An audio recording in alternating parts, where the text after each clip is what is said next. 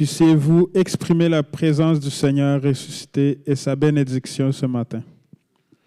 Ensuite, après ce moment de louange, nous aurons le bon frère André qui va nous apporter un message biblique sur le thème « Devenir un disciple 2.0 ». Aujourd'hui, c'est le 10e message de la série que nous traitons. C'est un sujet crucial dans notre marche chrétienne qui a pour titre « En tant que disciple de Jésus, je ferai connaître Christ à tous ceux que Dieu met sur ma route ». Le verset clé pour le message d'aujourd'hui, vous pouvez le voir sur votre feuillet, se trouve dans Matthieu 9, 37 à 38. Ça dit « Alors il a dit à ses disciples, « La moisson est grande, mais il y a peu d'ouvriers. Priez donc le maître de la moisson d'envoyer des ouvriers dans sa moisson. » Prions ensemble. Seigneur, aujourd'hui, nous voulons te rencontrer. Que ton Esprit Saint nous inspire, nous fortifie dans la foi, nous aide à comprendre combien tu es grand et digne de confiance pour prendre au sérieux cette invitation que tu nous fais de s'approcher de toi dans la foi. Tu promets de nous recevoir et de nous faire vivre l'expérience de ta puissance dans notre vie. Fais-nous vivre ta présence maintenant alors que nous allons te louer et célébrer ta présence au milieu de nous. Au nom de Jésus-Christ, je prie ainsi. Amen. Alléluia. Soyons bénis ce matin, que le Seigneur nous parle. Amen. Que le Saint-Esprit soit là pour nous parler ce matin. Tu veux, je vais prier pour toi, frère. Alléluia. Oui. Hey, ça en a besoin. Amen. Et nous autres aussi, on a besoin pour t'écouter. Alors. Alléluia. Seigneur, on fait bien on a un sens de l'humour. Merci pour ta joie. Merci pour ta simplicité. Mets ta main sur mon frère André, Seigneur, que l'onction soit sur lui. Que ton Saint-Esprit parle à travers sa bouche, Seigneur. Que tu puisses vraiment nous parler ce matin, nous faire ce ministère ce matin. Équipe-nous. Montre-nous la vision que toi, tu as, Seigneur, à travers ce message ce matin. Dans le nom précieux de Jésus, j'ai prié. Amen. Amen. Bon message. Merci. C'est de la faute. Ah oui, c'est de ta faute, c'est certain. Moi, je prends rien. Je prends rien sur mes épaules. J'ai plus d'épaules. Aïe, aïe, aïe. Merci, Seigneur. C'est pour toi, Seigneur, que je fais ça. C'est pour toi que je fais ça.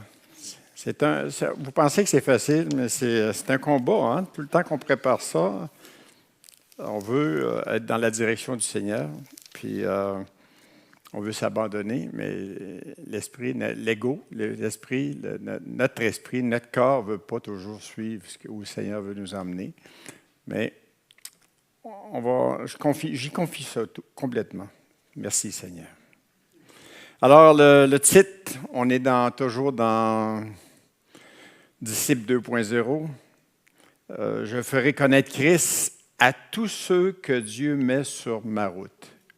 Oh, qu'il en met. Le monde est entouré. On est entouré de monde. Hein? Regardez ça. Alors, et le grand mot dans tout ça, je ferai connaître Christ à tous ceux que Dieu met sur ma route. Disciples. Allons voir.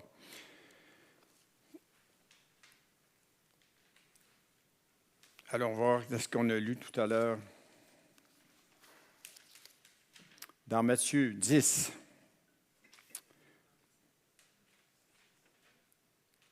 Puis Jésus appela ses 12 disciples et leur donna le pouvoir de chasser les esprits impurs et de guérir toute maladie, toute infirmité. Disciples. Disciples. Qu'est-ce que c'est, disciple? Fait que je ne savais pas. Hey, est-ce que je suis un disciple? Fait que je suis allé voir Larousse. Qu'est-ce que Larousse disait? Personnes qui ont reçu l'enseignement d'un maître. Ça peut être il y a bien des maîtres qui ont passé sa planète. Hein? On ne les nommera pas toutes, on va en nommer juste ça. Disciples de Jésus. Un exemple, les apôtres.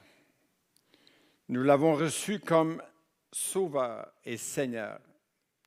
Et étudier ces Écritures, la Sainte Bible.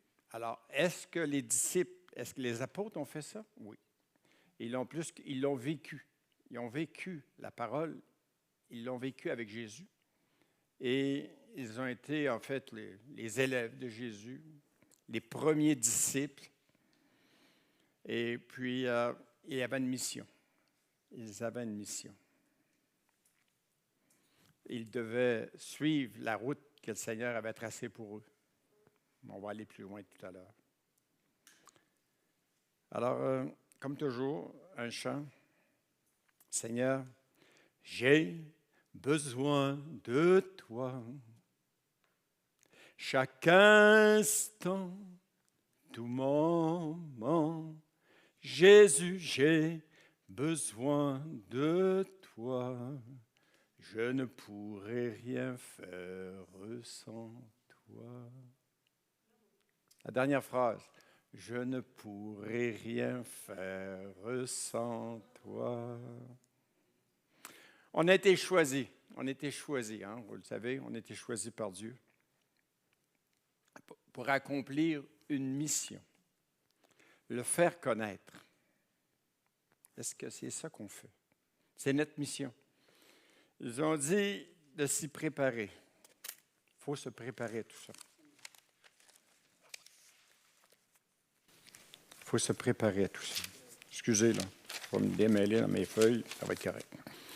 Le monde est perdu. Regardez cette semaine ce qui s'est passé. La guerre en Iran. On regarde ça. Il y en a qui regardent ça. Ah, c'est extraordinaire, la puissance de l'armée. Puis, c'est beau. Puis, à date, minimum 1500 personnes de mort à date. On dit oui, mais en tout cas, peu importe la religion, c'est des êtres humains. Ils sont morts. Tout ça par la haine, la peur, le goût de posséder. Posséder quoi? Chacun le sait. C'est plein de mensonges. Et présentement, dans mes prières personnelles, je dis toujours au Seigneur, fais éclater ta vérité. Même dans mon cœur, fais éclater ta vérité. Dans mon pays, dans ma famille, fais éclater ta vérité. Dans ce continent, aussi beau qui peut être reluisant, notre pays, fais éclater ta vérité. C'est le Seigneur qui peut faire ça. Partageons avec lui son fardeau. C'est ce qu'on a à faire. Partager. Le monde est perdu. Il faut partager son fardeau. Jésus a un fardeau sur les épaules. Il est plus fort que nous. Il ne nous met pas le fardeau sur nos épaules, mais on a un fardeau. Vous voulez être disciple 2.0? Servir Dieu? 2 choses à faire. On a 2 choses à faire. Accomplir notre ministère dans notre corps de Christ auprès des croyants. Ça, c'est facile. On vient ici le dimanche, on vient à la soirée de prière, on va venir à la réunion de formation de disciples le 18. Et après ça, il y aura une soirée de prière. Ça c'est notre rôle, c'est notre mission. Faire le travail qu'on a à faire. Excusez, ça a bougé un peu. Faire notre travail, oui, ça a bougé. Il faut que je baisse. Bon, comme ça. Faire notre travail qu'on a à faire dans notre Église. C'est facile. Moi, j'ai aucune gêne. Moi, j'ai aucune gêne de vous parler de vous parler de Jésus. Peu importe qui, là, ici, là, je vais en parler, puis je ne serai pas jugé, puis je ne serai pas raboué, puis je n'aurai pas de blessure de tout ça. Lorsque je vais sortir de la porte, ici, après-midi, à midi, pas sûr. Pas sûr que je ne serai pas blessé. Quand j'ouvre la bouche, on voit tout le temps les épaules des gens. Où est-ce qu'il s'en va avec ses skis? Ben oui, on fait du ski ici, on est en hiver. C'est vrai pareil, hein? On se fait. Puis ça, c'est inconsciemment, la mimique des gens à qui on parle, la réaction des épaules, du visage, mais veut pas, c'est une blessure. On a une blessure dans les cœurs. Et ça fait quoi, ça? Ça fait qu'on a peur d'avancer, on a peur d'ouvrir la bouche, on a peur d'être retourné dans nos souliers. Puis pourtant, c'est ça qu'on a à faire. Il y a aussi accomplir notre mission envers les gens du monde. C'est ça que je vous parle. Les gens du monde, c'est notre mission. C'est ça que Jésus nous appelle à faire. Il l'a fait avec les apôtres. Hein? Il l'a fait avec les apôtres. Il les a envoyés 2 par 2, entre autres, une fois, dans un des passages, je les envoie 2 par 2, puis avec une mission bien particulière, on va le voir tantôt. Et puis, c'est aujourd'hui, tant qu'à parler des disciples, tant qu'à parler des apôtres, mais ça, les apôtres, c'était les premiers. Il n'y avait même pas la Bible. Il y avait les Écritures, les grands rouleaux, mais, OK. Accomplir notre mission envers le monde. Les non-chrétiens sont dans un monde sans espoir. Il faut se le rappeler. Ils sont dans un monde sans espoir. Ils ne savent pas, ils ne le savent pas. Et à nous de les informer. Ça, c'est bien important. À nous de les informer. Le Seigneur, c'est ce qu'il veut. C'est ce qu'il veut, le Seigneur. Il veut leur parler. À travers qui? À travers nous. Alors, on se doit de parler de Christ dans la famille de Dieu. Facile. On se doit aussi, entre chrétiens, c'est facile. Mais on doit aussi le montrer dans le monde. On doit l'emmener parler de Christ dans le monde, dans nos familles. On doit parler de Christ aux frères de Clément, entre autres. Hein, c'est vrai. Ça, entre autres, ça peut être ma job, ça peut être ta job aussi, mais c'est pas évident. C'est pas évident, il y a des blessures. Je suis certain qu'ils ont une image de toi en tant que chrétien. Je suis certain. Et je suis certain que tu le sais. Quelle image qu'ils ont de toi. Alors, on a tous ça. Pas facile. Alors, tout ça m'amène à dire un jour, on est à l'Armée du Salut, hein, on a le Therapeute ici en haut, c'est un organisme qui date de 1865 avec William Booth, qui lui, a eu une vision. Sa vision, c'était un océan déchaîné, plein de vagues. Le monde est en train de se noyer dans ça. Et puis, par contre, il y avait un petit îlot où il y avait des sauvés, nous. Hein, je prétends que tout le monde est sauvé ici ce matin. Et les sauvés sont là, ils regardent ça, ils regardent la mer déchaînée. C'est ce qu'on fait dans nos familles, dans notre ville, dans notre province, dans notre pays, dans notre continent, sur la planète entière. Le monde est perdu. Et on se doit. On se doit. C'est notre travail, c'est la job qu'on a. C'est la job qu'on a. Et Booth a parti ça. Mais en même temps, il voyait la misère du monde. Ça, c'était au début. C'était dans le milieu de la révolution industrielle en Angleterre. L'industrie, les usines, ça commençait. Les femmes commençaient à travailler. Les enfants étaient abandonnés. Tout le monde souffrait. Il n'y avait pas de syndicat. Il y avait des salaires de crève-faim. Tout le monde avait mal au ventre parce qu'il avait faim. Et puis, mal habillé, il faisait froid. Lui, il voyait tout ça. Puis, le Seigneur l'a éclairé, il faut croire. Le Seigneur l'a éclairé. Il a eu compassion. Je parlais de compassion tantôt. Lui, il a eu compassion. Nous devons d'avoir compassion. Parce qu'on vit au monde avec la compassion dans notre cœur, pas sûr. C'est pas automatique. Puis il pleurait. Ce monde-là pleurait. Puis quand on voit du monde pleurer, ça porte à la compassion. Ça nous rend plus sensibles. Moi, en tout cas, ça me fait monter les larmes aux yeux. C'est un grand broyard. Quand je suis caché. Aïe, aïe, aïe. Allons voir dans Matthieu 9, 35. On l'a vu tantôt, Charles en a parlé un peu. Jésus qui parle, c'est-tu Jésus qui parle? Non, c'est Matthieu qui parle. Il parle de Jésus. Jésus parcourait toutes les villes et les villages. Il enseignait dans les synagogues, proclamait la bonne nouvelle du royaume et guérissait toute maladie et toute infirmité. À la vue des foules, il fut rempli de compassion pour elles. Vous voyez, hein? Il fut rempli de compassion.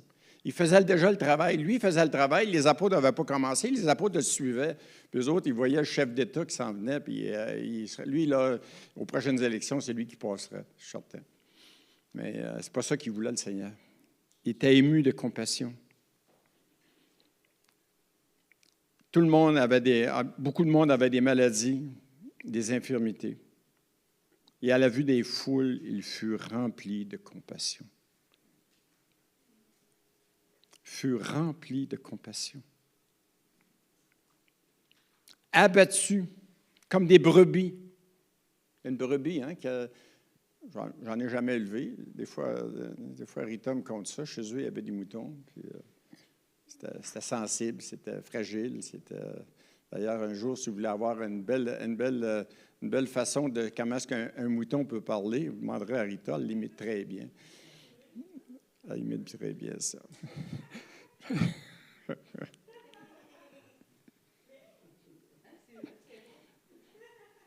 Elle a bercé dans ses bras. Tu sais, quand il venait au monde, elle les a bercés dans ses bras. Alors, c'est ça, c'est qu'ils voyaient même ça comme des brebis. Ils n'ont pas de berger. Les gens dans le monde n'ont pas de berger. Ils n'ont pas la Bible. Ils n'ont pas de frères, pas de sœurs en Christ pour les diriger. Ils ont que leur compassion, leur besoin intérieur, besoin matériel surtout, l'envie, puis le mensonge nécessairement. C'est ce qu'ils ont. Alors, ils ont besoin d'un guide, ils ont besoin d'une direction. On va dire, oui, mais Jésus n'est plus là. Les apôtres ne sont pas là. Vous êtes les apôtres. Vous êtes les disciples. C'est vous autres. OK, je pose une question. C'est quand la dernière fois dans le monde que vous avez prié pour quelqu'un? C'est quand la dernière fois vous avez imposé les mains aux malades? C'est quand la dernière fois j'avais chassé un esprit mauvais? C'est quand vous avez invité quelqu'un à venir on va dire à Pâques, à l'église à Pâques? C'est quand vous avez parlé, ta douleur, je la ressens, ta douleur, je sais par où tu dois passer pour pouvoir t'en sortir. Jésus t'a assez aimé pour avoir compassion de toi et pouvoir te libérer. Jésus l'a fait, il te l'a mis dans le cœur parce que tu es un enfant de Dieu. Tu es un enfant de Dieu, tu as cru en lui, tu as mis ta foi en lui, tu as enseigné, tu as lu la Bible. Aujourd'hui, tu l'as en toi. Arrête de penser que Jésus va y aller en ta place. Puis, oubliez ça, là, on parle souvent des anges. Il y en a apparemment des anges, je n'en ai jamais vu. Il y en a. J'en ai jamais vu. Marc-André me fascine que lui, c'en est un. C'est vrai, c'est vrai. Mais on a l'impression, le Seigneur va envoyer ses anges, le Seigneur va revenir sur la terre, la fin du monde s'en vient, puis c'est tout va te régler. Non, non, on a un job à faire, c'est nous autres. Ouvrons-nous la bouche de la foi, du feu qui nous habite. On se doit de faire ça.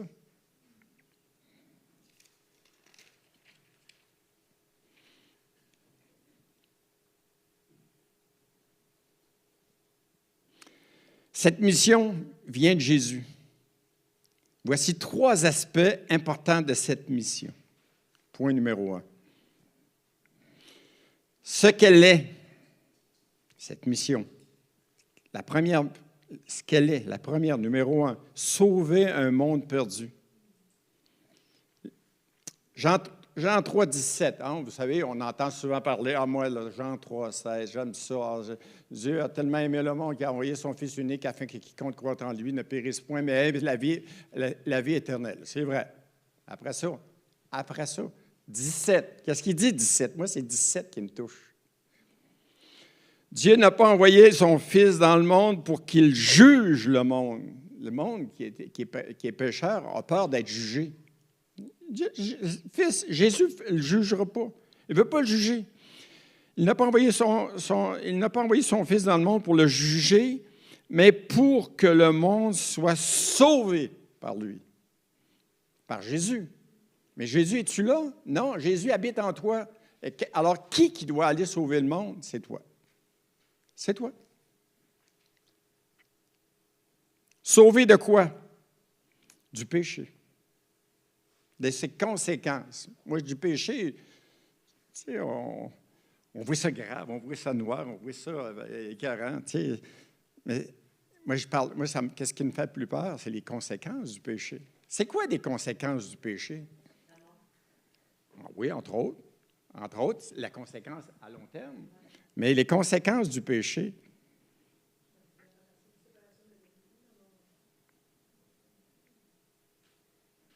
nos esclavages, en fait. On devient esclave.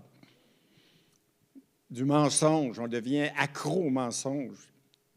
Éviter, contourner, s'empêcher de dire la vérité. On voit ça partout aujourd'hui. Là. Ouvrez la radio, ouvrez la TV, vous allez voir, c'est juste du mensonge. C'est ça, du mensonge. La drogue, il y a des conséquences à la drogue, la maladie, la schizophrénie, la perte de contrôle de soi-même, de ses pensées, de ses orientations, du vrai sens de la vie. La drogue nous engourdit.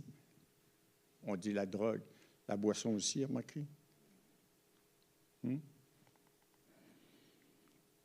Les relations extra-mariage, à l'extérieur du mariage. Il y a des enfants, je parle pas juste des femmes, parce qu'on dit une jeune fille à 13 ans, il y avait un homme avec ça, avec lui, avec elle. Tombe enceinte, qu'est-ce que ça va emmener? Possiblement, la famille va suggérer l'avortement. L'avortement va emmener des conséquences psychologiques. Si elle décide de garder le bébé, est-ce que c'est un monoparental? Qu'est-ce qu'il va y avoir comme répercussion à long terme pour la maman, pour le bébé, pour la famille? C'est ça, les conséquences. Les conséquences.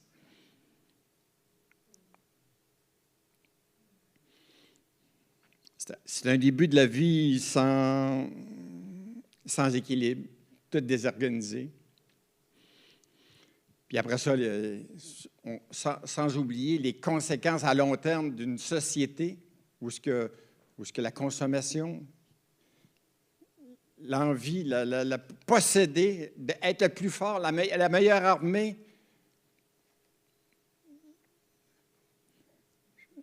Je pense à Charles, qui a connu ça, les conséquences. On parle de conséquences, les conséquences de la guerre, les camps de réfugiés, la faim, le froid. C'est terrible ce que le péché, c'est ça le péché.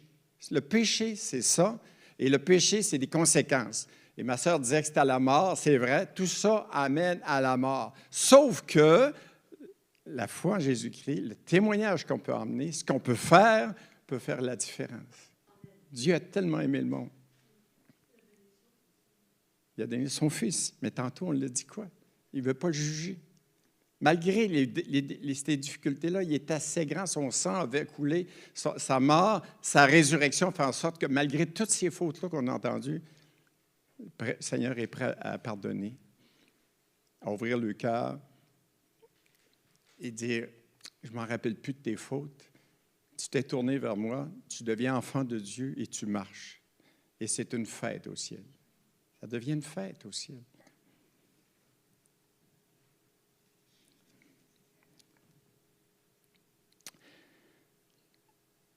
Parce qu'au fond, chaque cœur brisé, chaque cœur blessé de ces personnes amène son lot de douleur, de désespoir, de dureté. Et ces duretés-là, mais fait la société qu'on a. On n'est pas mieux, on est sauvé. Merci, Seigneur. Merci que tu es mort pour moi, mais merci aussi que tu es mort pour eux, mais il faut qu'ils l'acceptent. Tu n'as pas le choix. Et s'ils veulent l'accepter, s'ils peuvent l'accepter, ça leur prend quelqu'un qui lui témoigne. Êtes-vous prêts? Êtes-vous prêts? J'espère.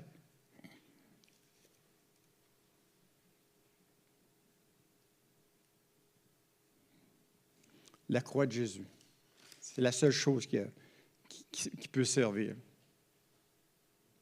La croix, c'est...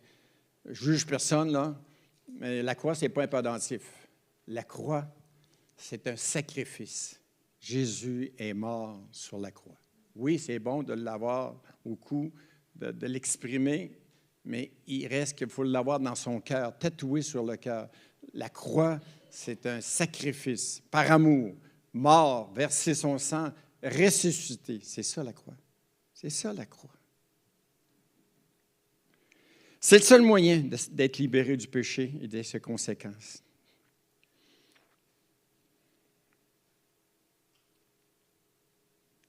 rendre témoignage de l'Évangile, ce que Jésus a fait. Jésus l'a fait, il l'a témoigné. Tantôt, on l'a vu, il avait compassion. Il marchait avec ses disciples en Galilée. Il a imposé les mains aux malades, il a chassé des démons. Mais tout ça, c'était une école. Un peu comme quand on vient ici le dimanche ou dans les réunions de prière. C'est une école. On apprend. Un pas à la fois. Hein, un pas à la fois. Comme un ami me disait tout le temps, je disais tout le temps, « Hey, salut, comment ça va? » Ah, ça va un pas à la fois. C'est vrai, mais dans la vie chrétienne, c'est pareil, un pas à la fois. On n'avance pas à courant, on avance un pas à la fois pour devenir imitateurs de Jésus. Quand les apôtres ils suivaient Jésus, ils sont devenus des imitateurs. Ils en ont aussi écrit l'histoire, pour pas qu'on l'oublie, mais ils étaient des disciples, ils ont enseigné, ils ont formé, ils ont commencé l'Église, ils ont fait l'Église, puis depuis ce temps-là, depuis 2000 ans. Ça ne s'est pas arrêté aux apôtres, ça a commencé aux apôtres. Après ça, il y a eu une suite. Tous les disciples qui sont venus dans le dernier 2000 ans, là, mais ils ont fait en sorte que l'Église est ce qu'elle est aujourd'hui en suivant les pas de Jésus, en imitant Jésus et en faisant en sorte que il est encore vivant. Jésus est vivant parce que son Église est vivante. Lui est vivant, son Église est vivante, on est vivant, puis on veut rendre notre planète vivante. Est-ce que les gens vont tous être sauvés? Non, je ne pense pas. Ils ont un choix, ils ont le libre arbitre. Ils peuvent dire oui, ils peuvent dire non. Souhaitons que mes frères, mes sœurs puissent dire oui un jour. Souhaitons que les frères et Clément disent oui un jour. Mais il s'agit simplement d'être capable au moins d'ouvrir la bouche, de le dire et de voir en fait, avoir la compassion de leur misère, de leurs conséquences, de leurs fautes, ils sont perdus au fond, ils sont perdus, ils sont accrochés à un monde matériel.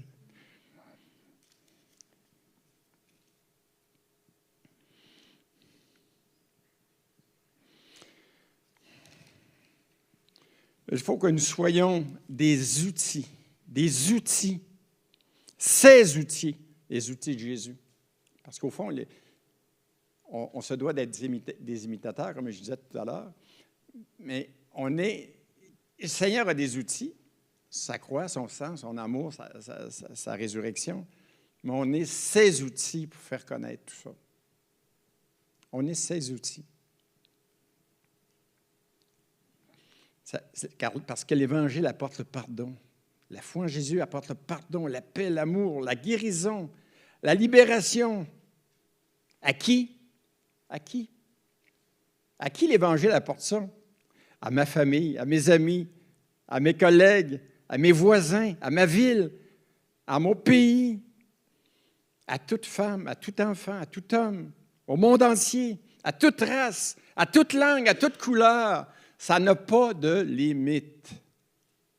Ça n'a pas de limite.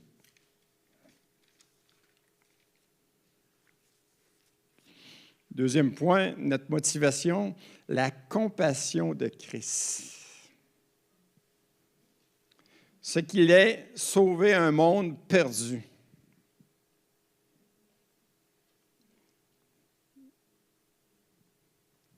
Notre motivation, la compassion de Christ. Nous lisons dans Matthieu 9,36, « Il fut ému de compassion », on l'a vu tantôt. Voyant la foule, il fut ému de compassion pour elle parce qu'elle était languissante, abattue. Languissante. Avez-vous déjà été languissant? Oui. Un jour, vous avez été languissant. Un jour, vous aviez la langue à terre. La vie vous emmenait. Moi, je me rappelle, je l'étais languissant. J'étais languissant. Quand j'ai crié au Seigneur, j'étais languissant. Quand je me suis accroché, je me suis mis à genoux, puis j'ai crié à Dieu, j'en peux plus, je ne suis plus capable. J'étais languissant. Mes larmes étaient une réaction à ça, mais mon cœur était languissant. Être languissant, ça vient du cœur. Et ça fait mal, ou tu as peur, ou tu crains, tu deviens languissant. Et ça, c'est ça qu'il faut voir chez les autres, ceux qui sont perdus. Il faut le voir. Il faut demander au Saint-Esprit de nous aider à le détecter et être capable, comme je disais tout à l'heure, de s'avancer, de témoigner un peu, de prier, de chasser les esprits mauvais, de louer même, de chanter ou simplement écouter. C'est ça.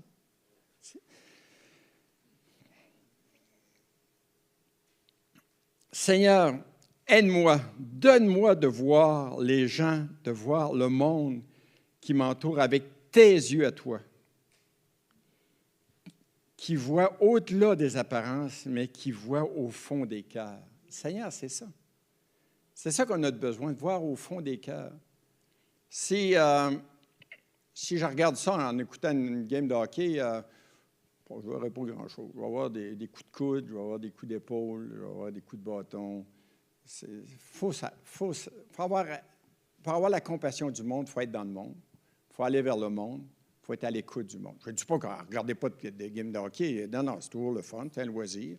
De temps en temps, ça nous prend un loisir, un spectacle de musique, la musique du monde, tout ça, c'est bon. Mais il reste qu'il faut s'accrocher. Et si on a cette compassion du Seigneur, le Seigneur va nous emmener à voir les cœurs blessés, les cœurs qui saignent, les cœurs qui sont meurtris.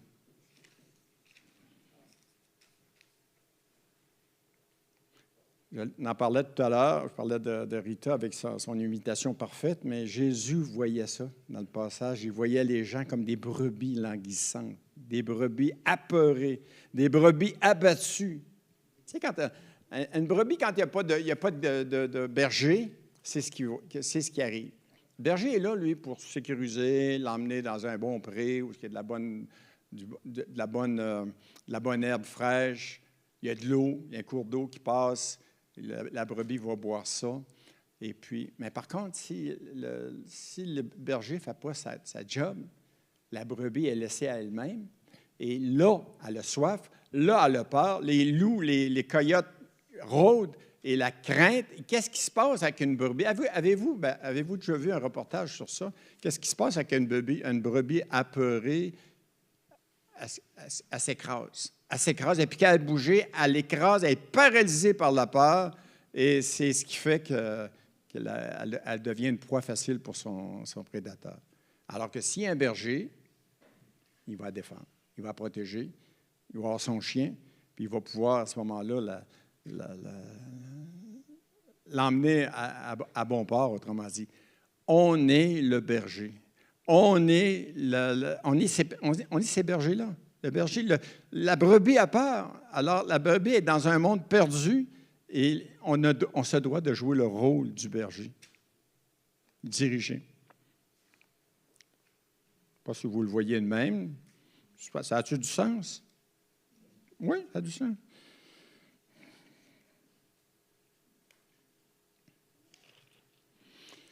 Alors, prions pour eux. Prions pour eux afin que le Seigneur nous montre au-delà des apparences pour que l'on puisse voir leurs réels besoins. Face à la machine à café, au travail, au bureau, c'est rare qu'on va parler de ça.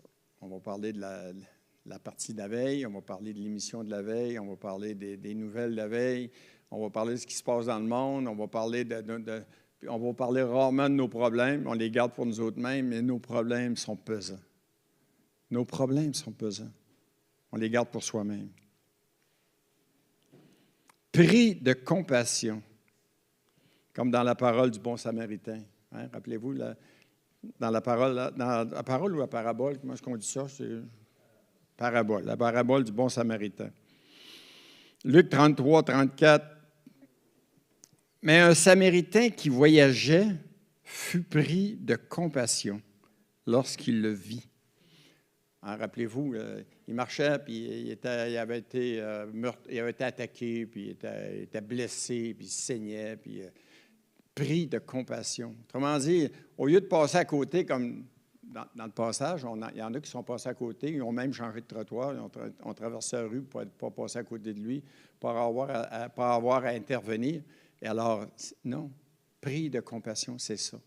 Souffrir, embarquer dans la peine de l'autre, embarquer dans la souffrance de l'autre, être prêt à lui aider et être prêt à lui tendre la perche de la parole.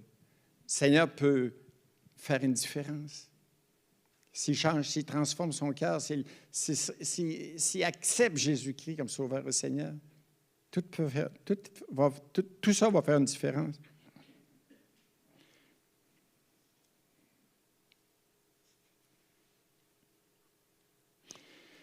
Pourquoi vivre cette compassion? À quoi ça va nous emmener? Par compassion, Dieu nous fait vivre sa joie qu'il ressent quand une nouvelle personne vient à sa connaissance. Alors, on le dit dans la parole que c'est la fête au ciel. C'est la fête au ciel. Pourquoi que c'est la fête? Parce qu'il se réjouit. C'est le but. C'est le but. Qu'on soit tous des enfants de Dieu. Est-ce qu'on rêve en couleur? Je dis, on ne rêve pas en couleur. Si à chaque fois qu'il y en a une, c'est une fête, une personne qui vient au Seigneur, c'est une fête au ciel, ça veut dire que c'est une personne à la fois. Arrêtons de vouloir sauver la planète, là. Allons-y, une personne à la fois, et une personne à la fois va faire plusieurs parties au ciel. Hein, c'est un peu ça, là. À chaque fois, c'est une effervescence de joie. Un enfant de Dieu de plus au ciel. C'est la volonté de Dieu de nous engager dans cette mission. Êtes-vous prêts? Hein, je l'ai appelé plusieurs fois, je le dis un matin. Êtes-vous prêts? C'est qui disait ça? C'est M. Charest. Je suis prêt.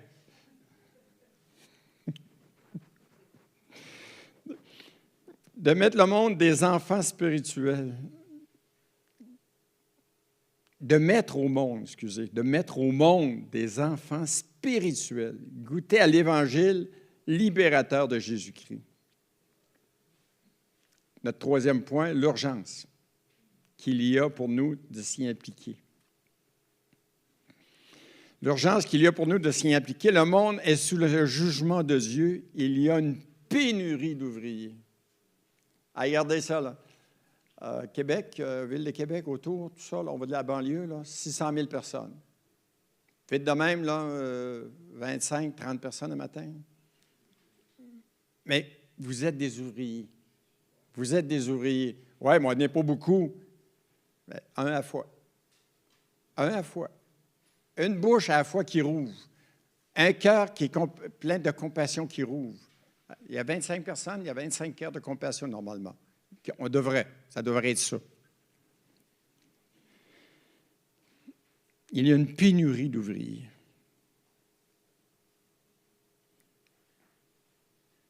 Jésus dit, la moisson est grande, mais il y a peu d'ouvriers. Priez donc le maître de la moisson d'envoyer des ouvriers dans la moisson.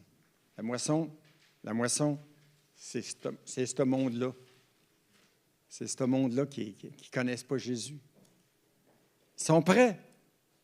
On va laisser faire ça, je vais le ramasser tantôt.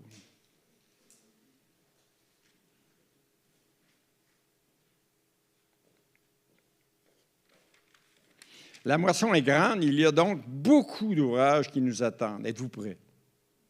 Les moissonneurs ne seront pas les anges, je l'ai dit tantôt, ça ne sera pas ça, ça va être vous autres.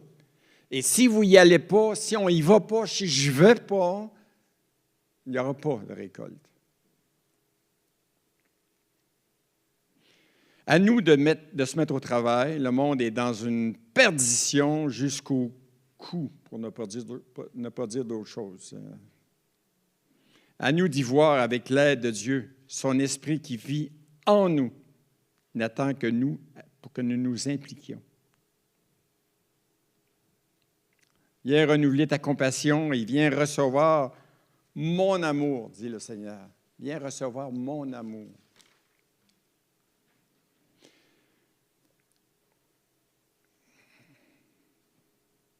Il n'y a pas de plus grand amour dans ce temps présent que l'amour du Seigneur. Il n'y a pas de plus grand amour que d'apporter l'amour du Christ aux autres, ce qu'ils n'ont pas. Dieu est amour et désire que tout être humain ait accès au salut en Jésus-Christ. Et pour ce faire, Dieu a choisi ses apôtres. C'est tout ça? Non. Et pour ce faire, Dieu a choisi son Église. Nous autres. Le corps de Christ, toi puis moi, pour y parvenir. Dieu, puis là, la grande surprise, là, j'espère que je ne blesserai pas personne. Dieu ne cherche pas des ouvriers parfaits. Il a choisi des pécheurs. Parce qu'au fond, on est pécheurs.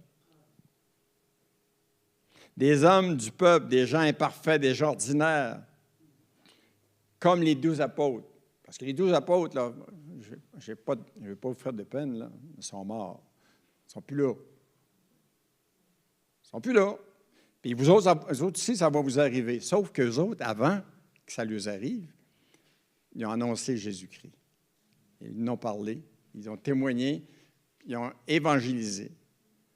Alors, après eux, ça a été d'autres. Puis après d'autres, ça a été nous, c'est rendu nous. C'est à nous. Êtes-vous prêts? Dieu désire un cœur qui dit oui. Êtes-vous prêts? Dieu désire un cœur qui dit oui. Êtes-vous prêts? Qui est prêt? Levez la main. Êtes-vous prêts? Êtes-vous prêts? Ah, il y en a qui ne sont pas prêts. Pour l'éternité. Amen. Sommes-nous prêts à lui dire oui pour Québec, pour mon entourage, pour ma famille? Seigneur, mon dernier cri, c'est « Seigneur, sers-toi de moi. » Amen.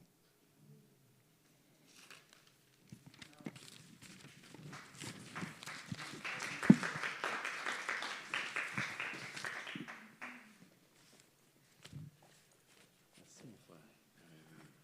Hey, j'avais un chant. Je finissais avec un chant. Vas-y. J'avais ça à cœur.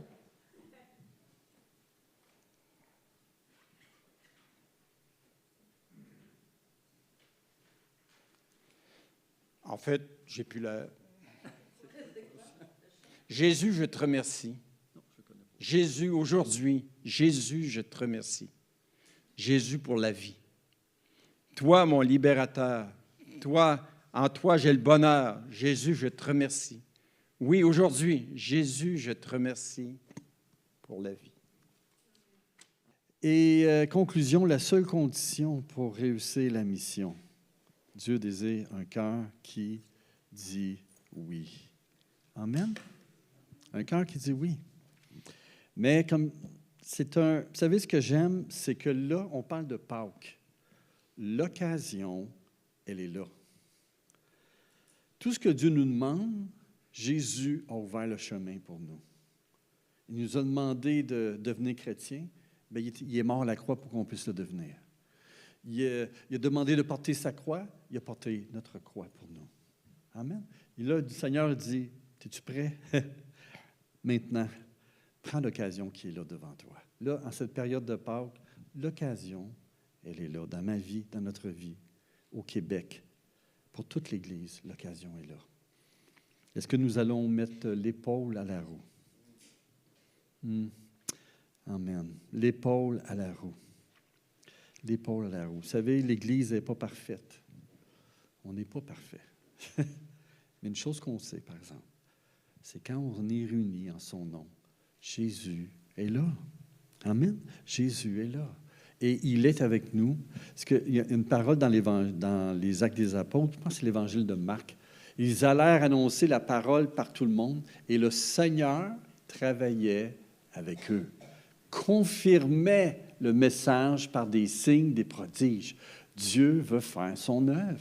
Ça devient une aventure dans la foi. Amen. Et puis, il a suggéré, vous avez dans votre feuillet 3 choses que vous pouvez faire en réponse au message d'aujourd'hui que notre frère a apporté, sur jouer notre part dans la grande mission que Jésus a fait. Ça dit quoi? Je ferai connaître Christ à tous ceux que Dieu met sur ma route. Premièrement, je demande à Jésus de me libérer de la timidité. Oui. On est tous timides. C'est dans la nature humaine. Amen. C'est en nous. et de me fortifier par son Saint-Esprit, afin que je sois son ouvrier dans la moisson auprès de mon entourage. Amen. Peut-être c'est ça pour vous, le pas de foi ce matin à faire, que vous dites, Seigneur, me voici. Fortifie-moi, libère-moi de ma timidité, ma nature timide que j'ai de parler de toi. Fortifie-moi par ton Saint-Esprit et que j'ai le courage et la foi de partager Christ, de dire aux gens, viens et vois. Amen. C'est ça notre rôle. Viens et vois. Lancer l'invitation. Et qu'est-ce que le Seigneur fait, lui? Lui, il va parler aux gens. Amen. Lui, il va toucher les cœurs. Je ne sais pas comment. À travers le message de l'Évangile, ce dimanche, le 5 avril, on va parler de quoi? Bien, voyons. On va parler de Jésus qui est ressuscité, qui est mort pour nos péchés. Vous pouvez découvrir ce Christ. Et le Saint-Esprit va passer ici, là, il va être là, puis il va toucher les cœurs. Je ne suis même pas inquiet. Il va faire sa job. Amen? Amen? Alléluia. Peut-être que c'est cela ce matin pour vous.